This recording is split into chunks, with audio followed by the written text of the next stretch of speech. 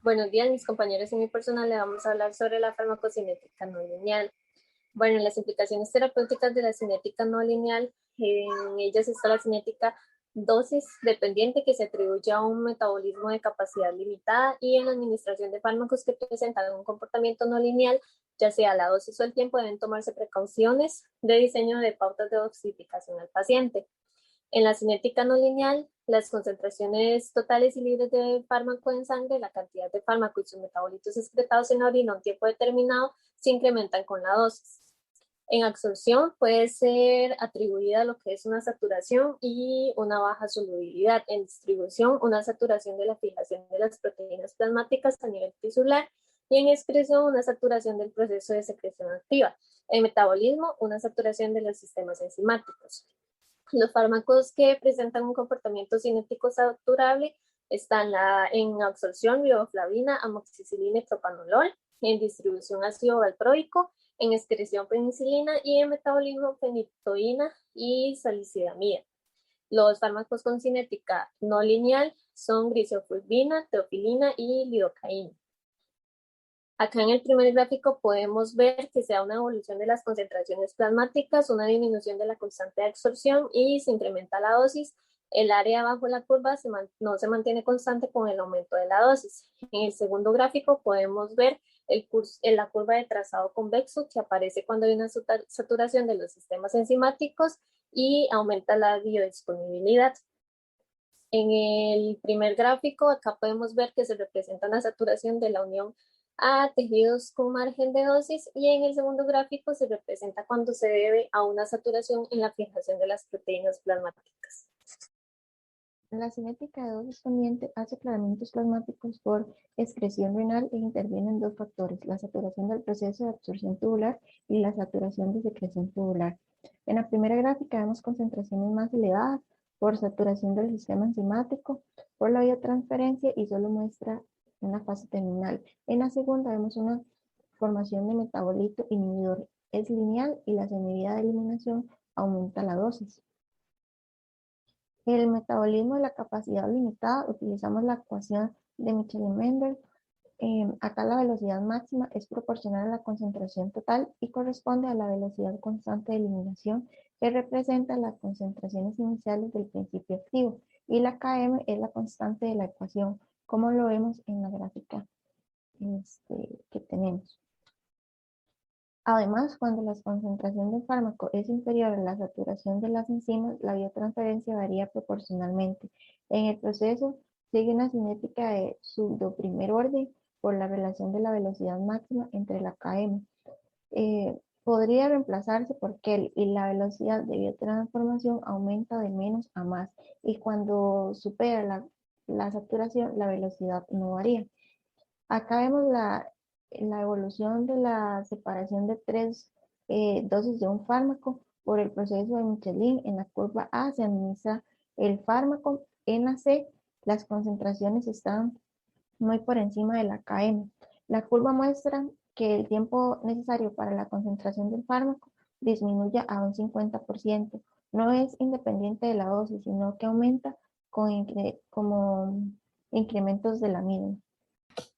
Bueno, yo les voy a hablar sobre el cálculo de los parámetros de Michaelis-Menten, en la cual la curva de concentración plasmática tiempo en la fase posterior a la absorción y distribución puede permitir estimar los valores aparentes in vivo de los parámetros Km y Vmax, como se tiene acá en esta fórmula.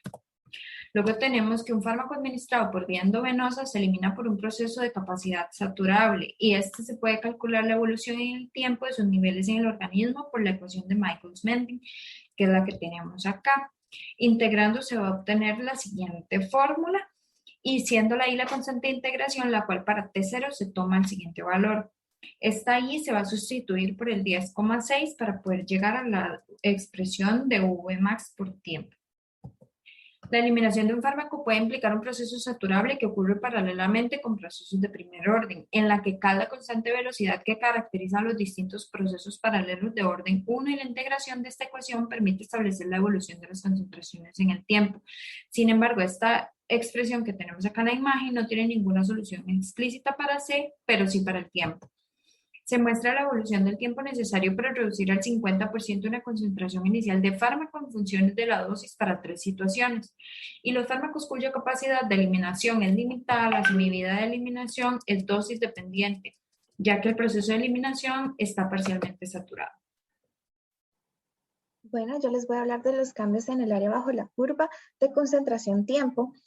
Esto tras la administración endovenosa de un fármaco eliminado por un único proceso de capacidad superable.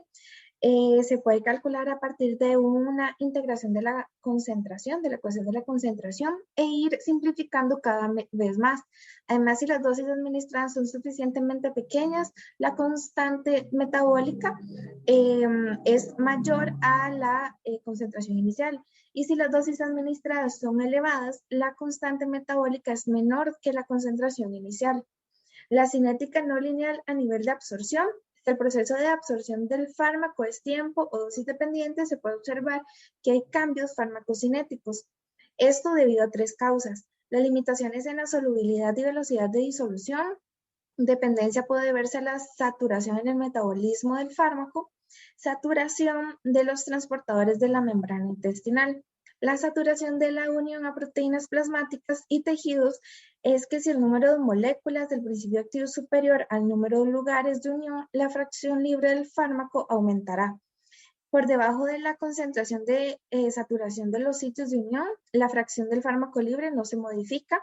Con la concentración y consecuencia el aclaramiento plasmático, el volumen de distribución se va a mantener estable. Se asume que la unión a proteínas plasmáticas es de carácter saturable y se obtiene de la siguiente ecuación. Y por último, para obtener el valor de C1, se obtiene a través de la ecuación diferencial que describe la velocidad de cambio de C durante el periodo de eliminación. En este gráfico lo que se puede ver es el comportamiento cinético no lineal y lineal en consecuencia de lo que es la saturación de proteínas plasmáticas tras la administración de dosis de fármaco diferentes. Y se pone manifiesto que la eliminación inicial a diferentes dosis de fármaco, en lo que son dosis elevadas, ocurre de forma más rápida que a dosis inferiores como consecuencia del aumento de la fracción fármaco libre por saturación de los lugares de unión a proteínas. Luego acá tenemos lo que es la excreción renal dependiente de la concentración, en lo que en la figura 10.18 se informa que en lo que es la curva A, si un fármaco se une respectivamente a lo que es la proteína, presenta aclaramiento renal constante independiente del valor de la concentración. Luego, en lo que es la curva B, lo que se muestra es que a concentraciones elevadas el aclaramiento renal disminuye hasta alcanzar valores mínimos. Y luego, en la curva C, lo que se muestra es que si el principio activo experimenta lo que es reabsorción pasiva a bajas concentraciones, el aclaramiento renal va incrementándose, será más bajo, incrementándose a medida que aumente o que se acerque a lo que es el umbral de saturación. Luego tenemos la cinética de exposición tiempo dependiente, que la más característica es la inducción enzimática, y un ejemplo es el fármaco carbamazepina, que aquí se da un fenómeno de autoinducción enzimática y su aclaramiento se incrementa con el tiempo. Y por último tenemos lo que son las implicaciones terapéuticas de la cinética no lineal, que pueden variar lo que es la constante de absorción, el tiempo de vida media, el volumen de distribución, la fracción de fármaco absorbido, el aclaramiento renal, por lo que si no se toma en cuenta la no linealidad pueden falsearse estos datos, además de que se debe tomar en cuenta para en el caso de tener una dosificación para un paciente. Muchísimas gracias.